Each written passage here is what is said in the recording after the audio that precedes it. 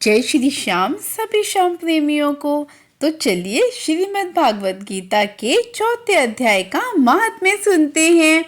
भगवान कहते हैं, हे प्रिय, अब मैं चौथे अध्याय का महात्म्य बतलाता हूँ, तो सुनो।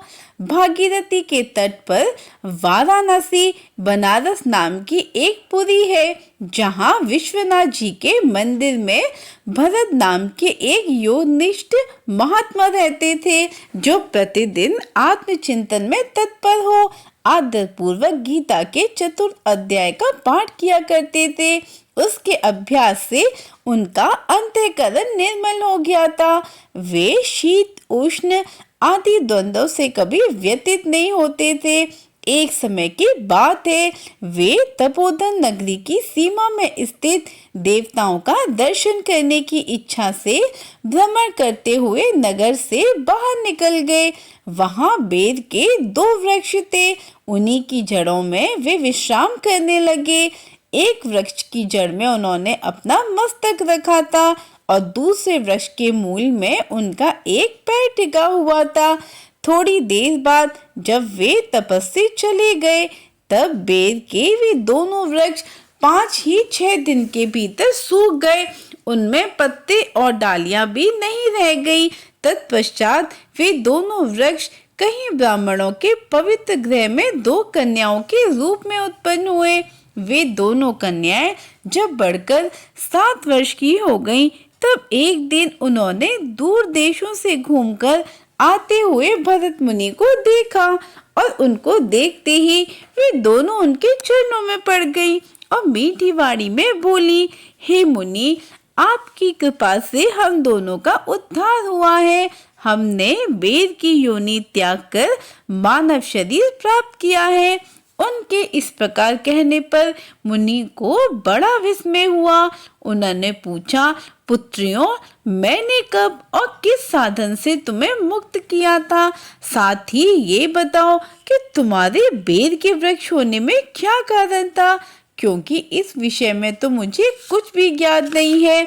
तब वे कन्याएं पहले उन्हें अपने बेर हो जाने का कारण बतलाती हुई बोली, हे मुनि, गोदावरी नदी के तट पर छिन्नपाप नाम का एक उत्तम तीर्थ है, जो मनुष्यों को पुण्य प्रदान करने वाला है।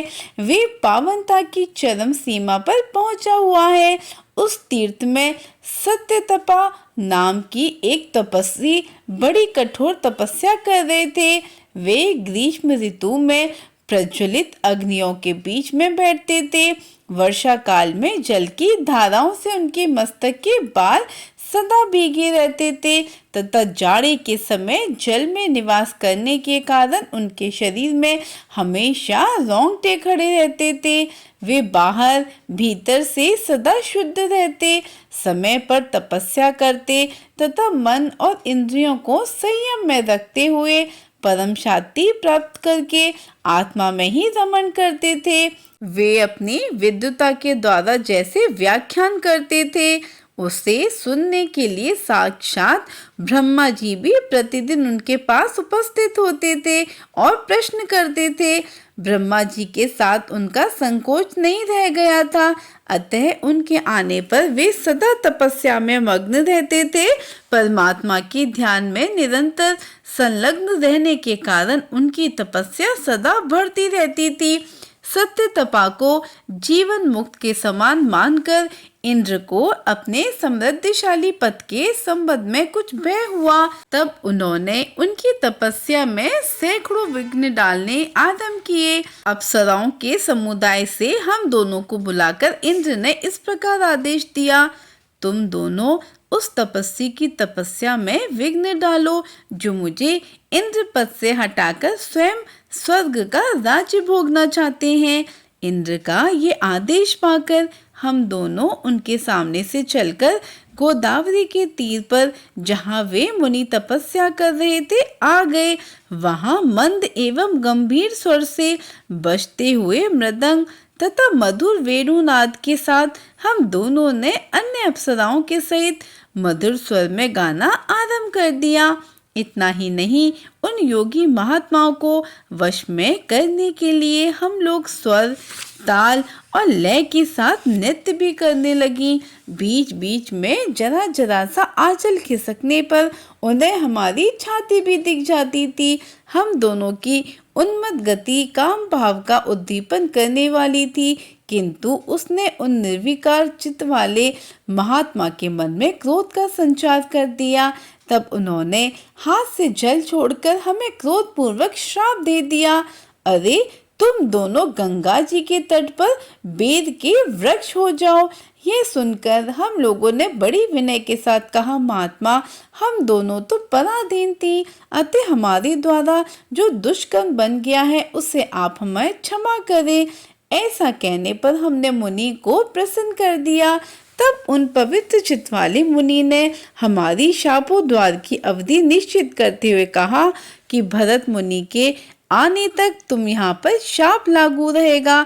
उसके बाद तुम लोगों का मृत्यु लोक में जन्म होगा और पूर्व जन्म की स्मृति बनी रहेगी।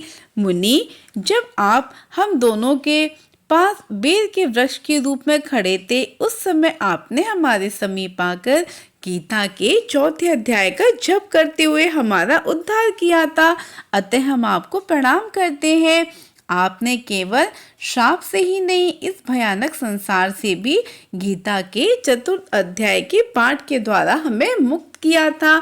भगवान कहते हैं, उन दोनों के इस प्रकार कहने पर मुनि बहुत ही प्रसन्न हुए और उनसे पूजित हो विदा लेकर जैसे आए थे वैसे ही चले गए, तथा वे कन्याएं बड़े ही आदर के साथ प्रतिदिन गीता के 4 अध्याय का पाठ करने लगी, जिससे उनका उद्धार हो गया। आशा करती हूँ आपको ये जानकारी अच्छी लगी होगी। आप अगर गीता के और अध्याय का महात्म्य सुनना चाहते हैं तो इस चैनल पर बने रहिए। जय श्री गणेश, जय श्री श्याम, जय श्री राधे।